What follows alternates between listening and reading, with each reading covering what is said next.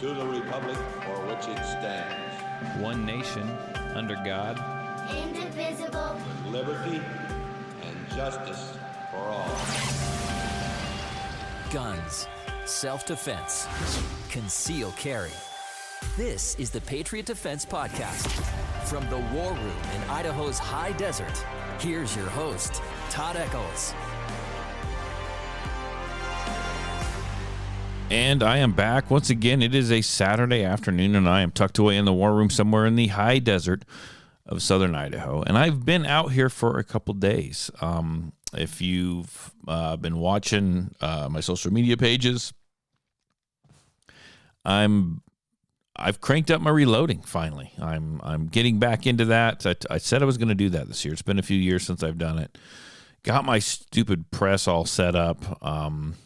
Had to relearn how to use, if anyone's got a Lee reloader, you'll understand, but I don't know how the other reloaders do it, but I had to learn how to use my stupid Lee powder drop discs. I don't know. I look and there's a whole chart and there's this mathematical equation that you're supposed to do to figure out which disc that you need to use. And I'll be 100% honest with you. I'm not a mathematician, and even though they give you I put the numbers together, and I'm not trying to do this in my head, folks.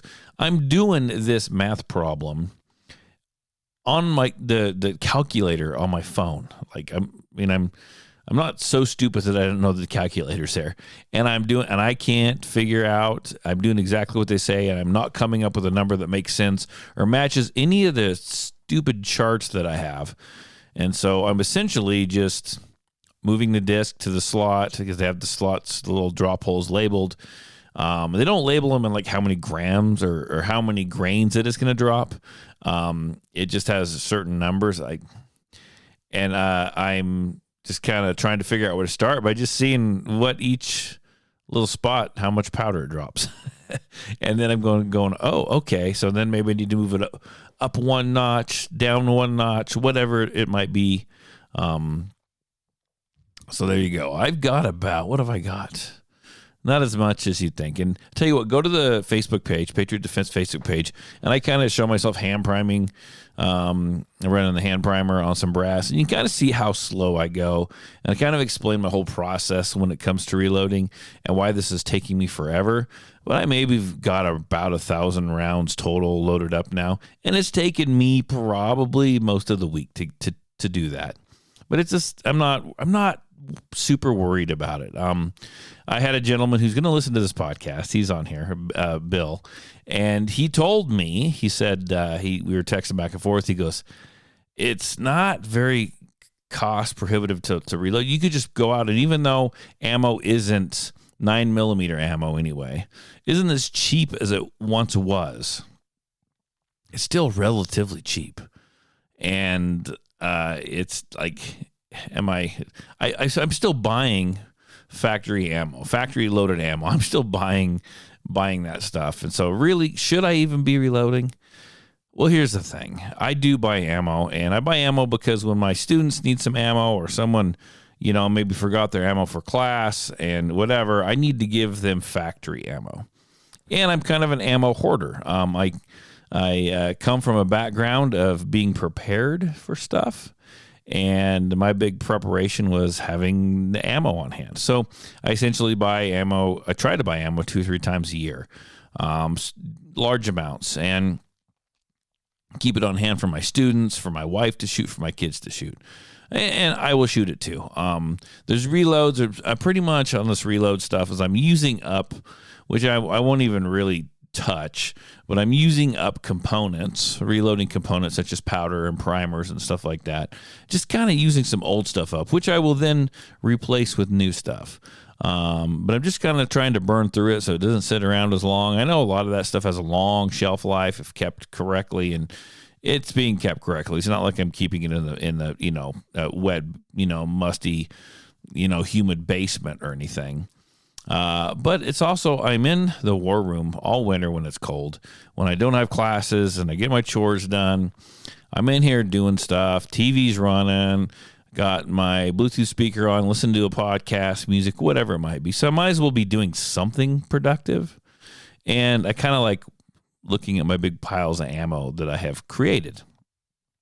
So that's kind of why I'm reloading. Even though I said I wanted to get 5,000 or 6,000 rounds loaded, which could happen, I don't know. It may or may not happen. I'm not positive. We're just going to kind of keep moving forward till I grow bored with it. I've loaded up a whole bunch. I'll come to a slowdown here pretty quick. I loaded up a bunch of cast bullets that I'd powder coated, and I got them all loaded up. And I looked, and I've got a whole bunch more 9mm cast that need to be sized, and they need to be powder coated, right? So that's going to take some time. So I remembered that last year, a student of mine tried to order ammo online, and instead of ordering ammo, ended up ordering 500 bullets, like bullets that you can reload with. So instead of returning them, they ordered their ammo that they wanted, and they just gave me these bullets. So I got a bunch of jacketed 9mm 115 grain rounds or bullets, and so I am loading with them. Now, I am a lazy reloader, folks. I don't like manuals. I don't like books. I'll just look up something on the internet really quick. I know, kind of scary. And I looked up and kind of found some load data. And I thought, well, with my reloader, it's a pain in the butt to move the lead disc around and all this stuff. And so I was like, well, I'm just going to try and load it the way what I got. I'll do 10 of them, 10 of these rounds. I looked up the specifications for what I should be loading at for these particular bullets. And that doesn't fall within range necessarily. It's out of range, but it's on the low side. So I loaded 10 rounds and ran them through a couple of my guns, and they didn't function well. Slide wasn't locking back. It was jamming. So that tells me I need to increase my powder. So I'm getting ready to take this stupid powder drop off and spin that stupid powder drop disc around. And hopefully I just have to do it once. If I just find something in spec that makes my guns functions, at this point, I don't care. I just need to use up those 500 rounds of jacketed bullets that I have, and then I will go back to my lead cast. So it's a whole process with me. And those of you that reload correctly and are very careful and very diligent and doing everything right, you're cringing right now. You're cringing right now. when I tell you how I'm doing this. It's not clean. It's not perfection. I do make sure the powder drops are good, everyone, if you're just wondering. I can do 25, 30 rounds, and then I'll measure a powder drop just to make sure we're kind of still in spec. It's 9mm. What's it going to do? I'm not going to take my reloads out and go run through some timed drill where it's going to get me on the board. Yeah, I'm not doing that. I trust them, but I don't trust them. Does that make sense? So anyhow, after getting with the podcast, I got to go over there, spin that stupid disc around, come up with a new load, create 10 louder rounds, and go out and see how they perform. What a mess. I couldn't even find my old bullets, info, ingredients, whatever you want to call data for the last rounds I was loading. I don't know where I put it. They make these little books you can write that crap down in. Do I have one? Do I possess one? No. I write it on a scratch piece of paper, and I go, and now I'm going to set this over here, and I'm never going to lose it. I think once I wrote it on the cardboard. I ripped the cardboard lid flap off of a box of ammo and wrote it on there. Now, that thing floated around for quite a few years, and I think I finally lost it because I couldn't locate it. But anyhow, that's what I've been doing with my time. I'm currently watching Netflix, Amazon Prime, and I'm currently binge watching a show on what it's like, a reality show on what it's like to live off grid in the Aleutian Islands. So that's my life. That and reloading. That's literally what I've been doing now for 3 to 4 days, besides, taking time to, get firewood and do the chores and, take care of the dogs and stuff like that. So really exciting over here at Patriot Defense in the wintertime. I do have a couple classes. We've been pretty nice out. We've kind of been in and out of nice weather versus snow and wind to, 50 degrees. And so I've been doing some classes. Last week's permit class went absolutely fantastic. Beautiful weather, not a drop of wind. It was like almost hot outside. Here we are. That was the December 13th. And I'm outside doing the shooting portion of a permit class. And I'm really contemplating taking my hoodie off and just wearing my short sleeve shirt out there. It was hot. I was kind of working up a bit of a sweat, but whatever. The weather in Idaho, what are you going to do? Tomorrow's the first actual official day of winter. So maybe the weather will turn around then. I hope not, though, because I actually have a pretty big class scheduled for Monday. It's a beginner's class. It's got 3 people in it, so that'll be a fun class. And then I have got Alexa showing up next Friday after Christmas. She's going to show up, and I think she's going to practice a little, and then I think she's going to go ahead and try and challenge that qual. She had to cancel her last class, but hopefully we can get someone else qualled, and she will get in the elite group. That would be phenomenal. I'm just waiting for more people to try that. If you're listening and you've taken the men's academy and the women's academy, whatever, and you're like, what's this qual all about, Todd? Well, you want to get into the elite class, which we do lots of cool, fun, high-speed type stuff, lots of time drills. We just take it to a whole nother level. You have to pass this qual to get into it. Now, this qual, all in all, is not difficult. Okay, it's not difficult. It's not unobtainable. Like, it's just not. But what do you have to be able to do to pass this qual? You got to be pretty solid on all the basics, right? And I'm not talking just basic fundamentals, because you have basic shooting fundamentals, but then you have basic things too, as far as like mag changes and stuff, and the draw. Like, you just got to be solid on your draw. You got to be able to draw that gun, draw that gun relatively quickly, and present it, and gather your sights, get that sight picture pretty quick, and you got to be able to knock off a handful of rounds within a certain amount of time. It takes practice. It's not difficult. It just takes practice. And then the one that screws everyone up is the mag change. You got to be able to mag change, and you got to be able to do it pretty quickly, because it is part of the time deal, right? So you got to be solid on your mag changes, solid on your draws and your sight acquisition. And then it's really good to understand those basic fundamentals, so you can do what? When you're shooting, you can create a nice rhythm. So, I mean, you've got seconds, 3 seconds, 8 seconds, 9 seconds, wherever, depends on wherever you're shooting. You got to be able to get those rounds off in that certain amount of time. So, not difficult. It just takes some skill and some practice to get to that point. You just got to be able to run your gun. But it's not, like I said, it's not unobtainable, right? For someone who really wants to do it, it can be done. I promise you that it can be done. I'm getting this piece of paper here. I got to talk about something. I'm going to put this on social media. I have not yet. So occasionally every year, I kind of like to buy new training tools, whether they're good or they're bad. I like to kind of check them out and tell people. Now, probably one of the better ones I found was the Mantis X. The Mantis X is a fantastic training tool, and I have had it for years. In fact, I've only got one, but it's the very first level. And I know they've got like a whole bunch of generations out since then, but thing still works. I use it. I use it in class sometimes, and I loan it out to students all the time to use. Now, it works on it. Well, it connects to an app on your phone, and it helps you practice your trigger press. And I've seen it improve. People who use it, who have borrowed it, their shooting improves tremendously after they put some time in with it, because it encourages the dry fire. It turns it into a kind of a game, and it's fun to do.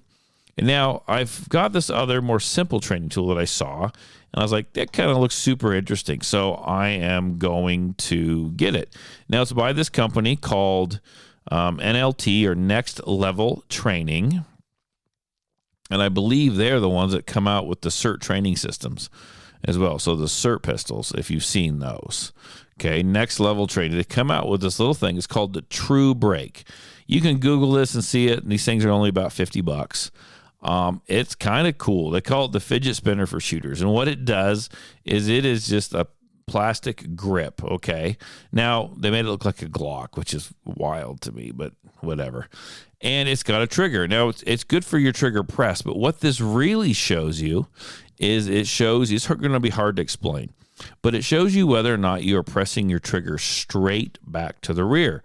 Because to shoot accurately, when you press that trigger, you want to bring that trigger straight back. You don't want to hook it to the right or hook it to the left, because that essentially means you're turning your gun. You're going to be breaking your wrist every time you do that. And so this has 3 different levels, okay? Obviously, it's got easy, medium, and then hard. But you get to watch the inside of that deal every time you press that trigger to see if it's going left, right, or straight back. So what happens is you get to really see and feel for when you get an exact press. You're like, okay, well, how did I manipulate that trigger finger? How does it feel? Like, how did that feel, right? How did I do that? What were the rest of my hands doing? Now, if you get it right, you'll be able to take the press on that trigger. It'll click, and you'll be able to it'll reset the trigger, and you'll be able to do it again. If you didn't do it correctly, it will lock the trigger, and then you'll have to manually go in and release it. So that's how you know if you did it right or wrong. Once you get it figured out, then it's fun to see how fast can I do it and hit that straight back press every single time. Like, can I control that neural pathway, that quote muscle memory that I've kind of put together, and can I recreate that quicker, and how many times in a row, that kind of thing. So I'll talk about it. I'll throw it up there on the Patriot Defense social media Facebook page. Maybe make a little video. So far, so good. It's kind of cool. I think it's kind of easy, but I mean, I've been shooting a long time. But I think where it's really going to shine, I think if you worked with it, it's going to shine for anyone who wants to use it, right?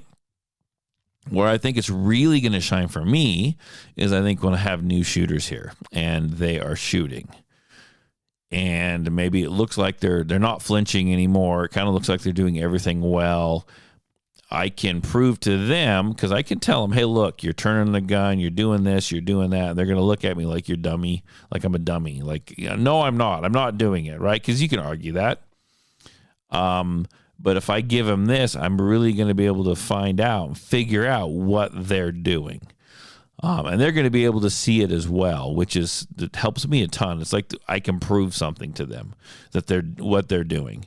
Another thing I really like is I've got this thing where sometimes, depending on the gun or how I'm shooting, instead of indexing my finger or the trigger on the center of the pad of my trigger finger, I index it behind the first crease, behind that first knuckle. I call that the power crease.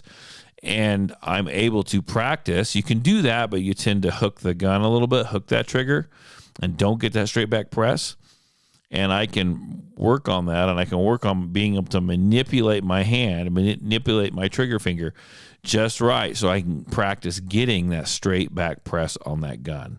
And I'm able to watch it happen, so I know that it works, that I'm doing it correctly.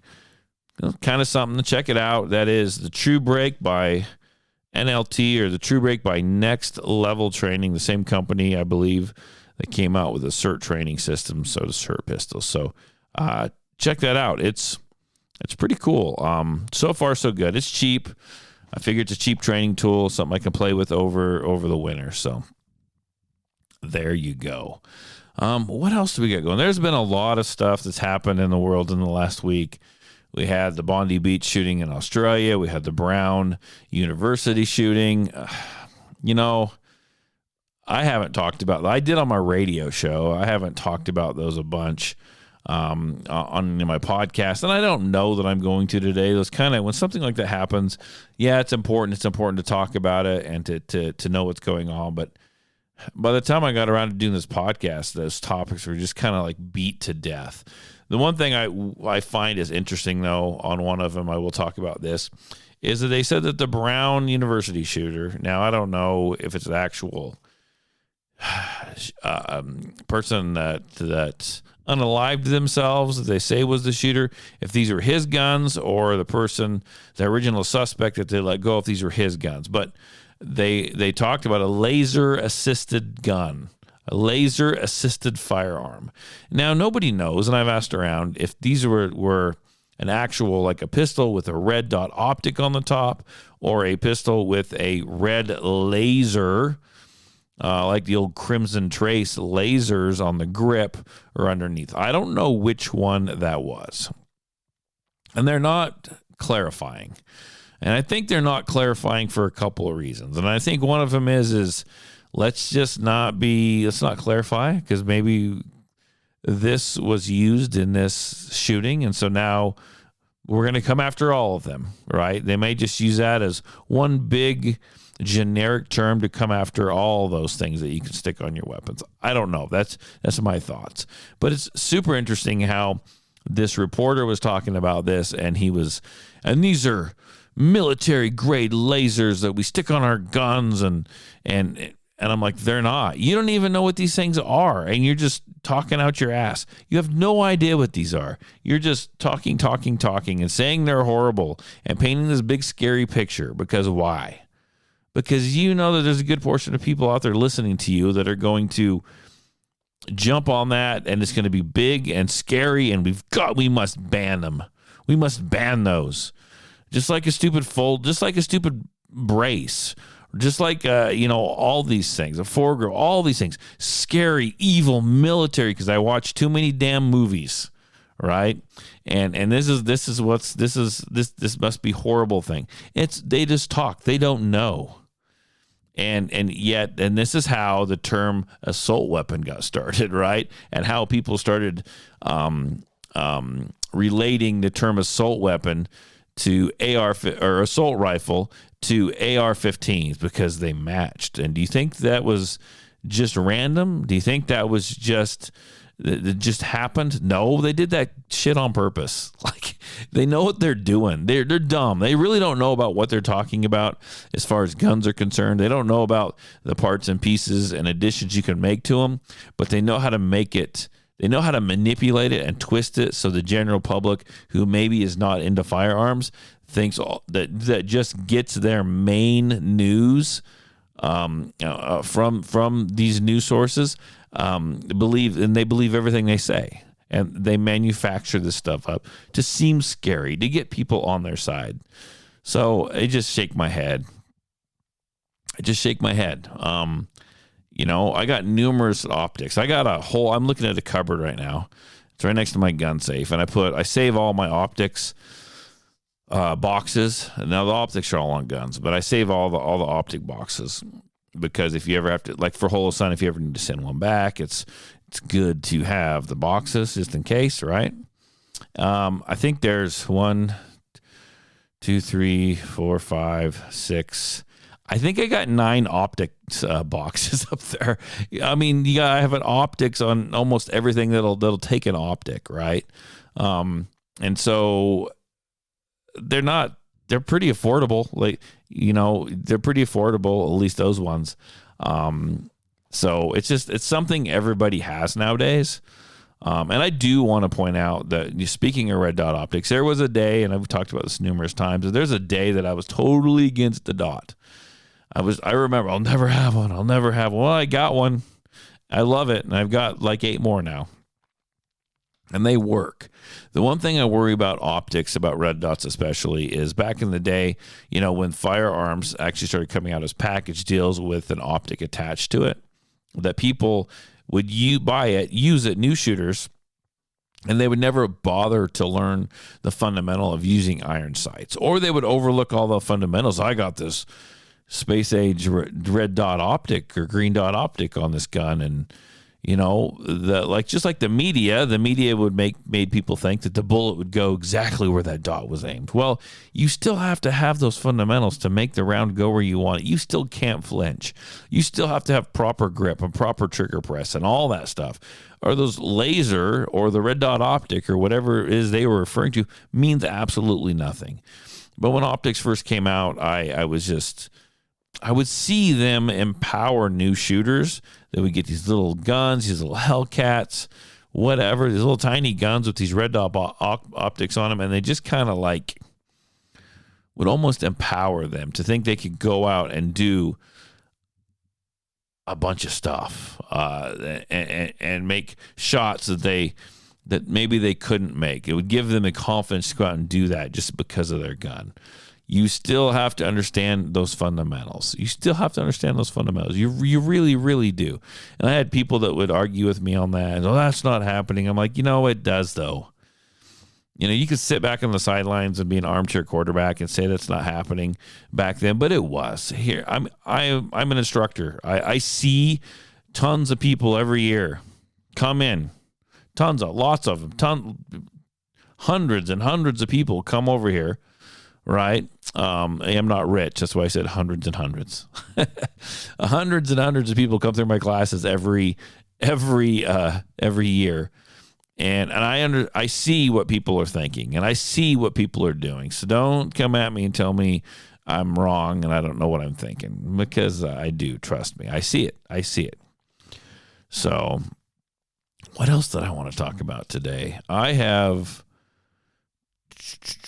What else? I'm looking around here. Where's my notes? I really don't have any notes. I'm just kind of flying by the seat of my pants today, like I do all the other stuff. Oh, the Kuna build is progressing nicely. As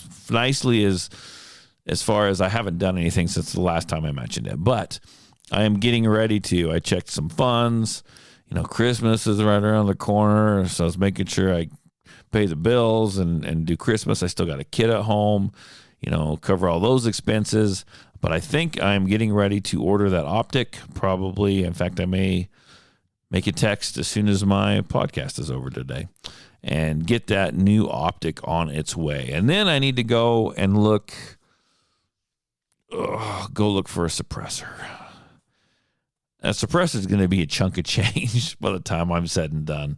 But I need to go and do that. I don't know how soon, but one thing at a time, even if I have to purchase it and wait, 10 months to get it. Because I think that's probably where we're going when it comes to the suppressor game. But I'll get that optic coming and I'll be one step closer. Now, I've been thinking about, I originally talked about putting an FRT trigger in that thing. And I don't know. I don't know that I'm going to now, because how practical is it for me? Now I think I'm still going to get that new lower and put on it so I can put AR parts in it. I do want a better trigger. The trigger in it right now is just crap. It works, but it sucks. I think I can do much better on that trigger. I don't know if I'll go. So I'll have the option of putting an FRT trigger in there at some point, but I'm not sure if it's really worth it. Yeah, it's fun for a range toy. Go, bah, bah, bah, bah, bah, listen to that. Oh, that's freaking cool. And then, but really, is it really worth it? I don't know if it's worth it or not. I don't think that it is. At least not for me. We'll see. I'm still thinking on it, but that might be money better spent somewhere else, right? But if you got an FRT trigger and something, you want to bring it over and shoot it here, and you let me shoot a couple rounds, like, that's cool. I just don't know if that's where I want my money to go. Have not decided yet. So we'll see. We'll see what happens. What else do I want to talk about today? I had all these things. I didn't write anything down this week. Normally when I think about something, I will write it down as what to talk about.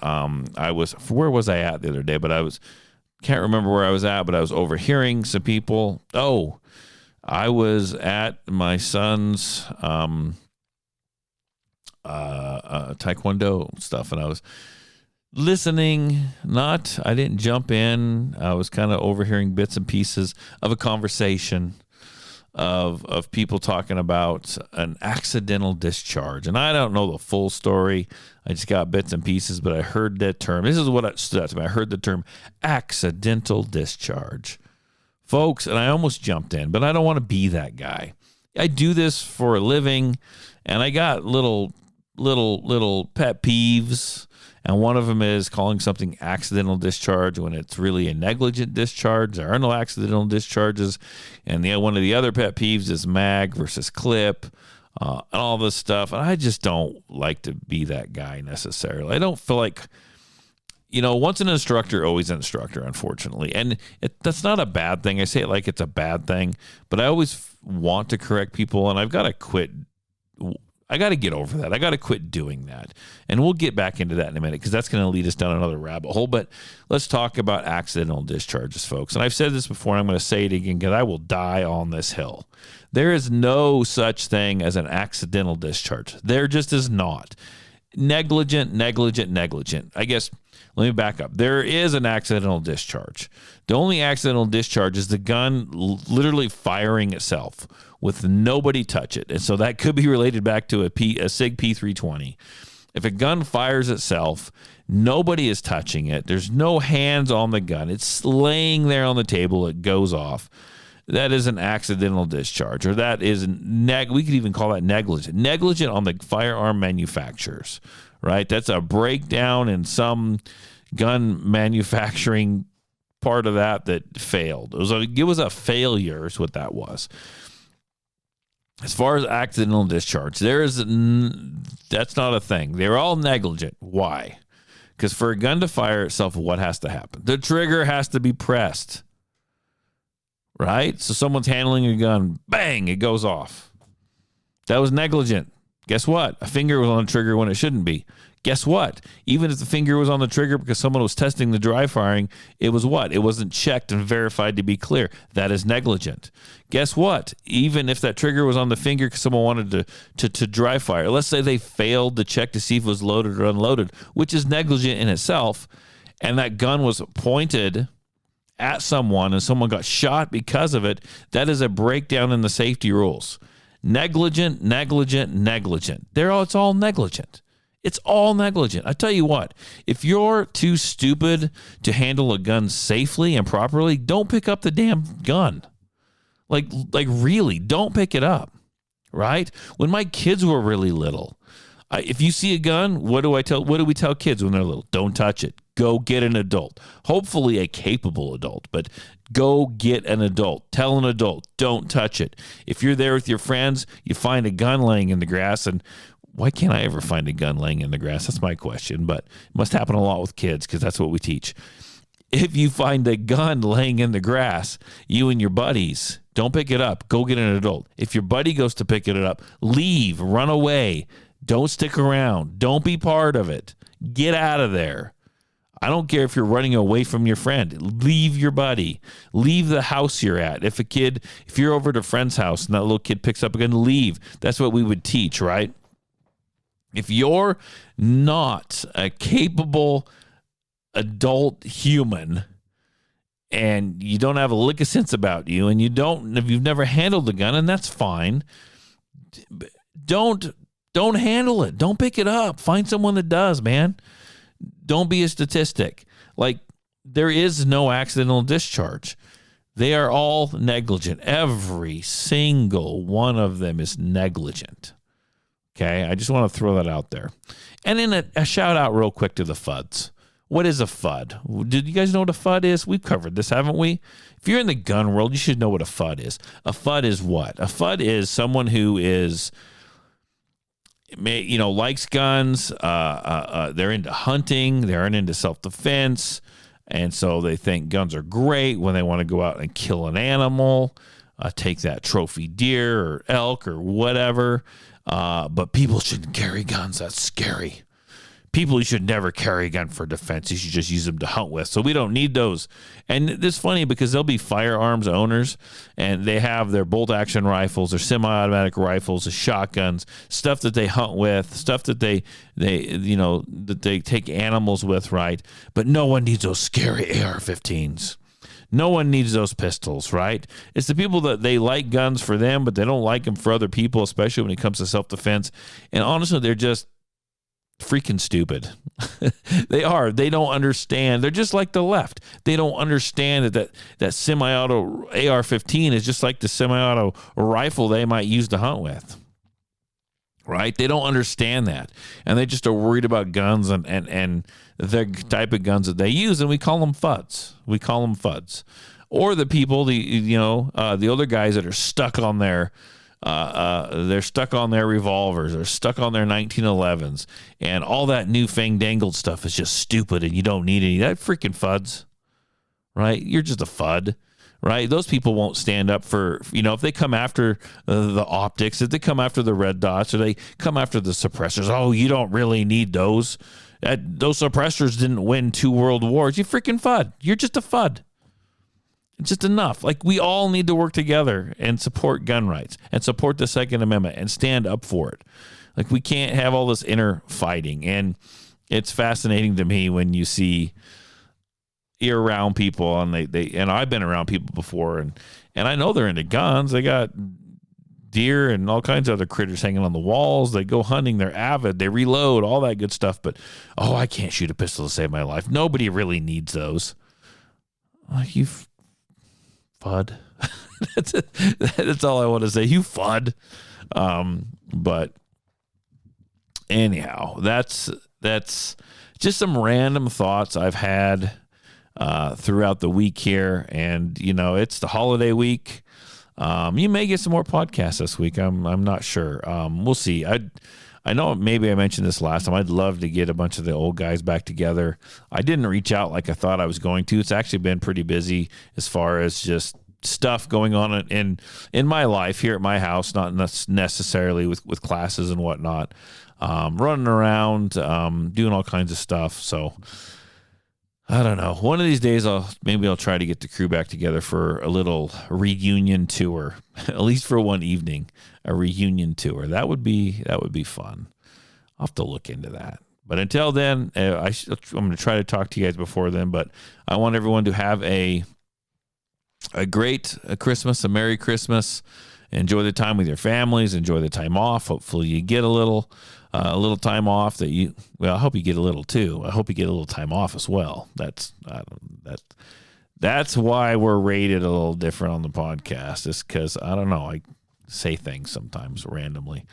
But yeah, hope you get a little time off. Hope you spend some time with your family. Make it out to the range. Do something. I don't know. I'm kind of confused now. I'm going to go find something to eat. I'll talk to you guys later. Bye.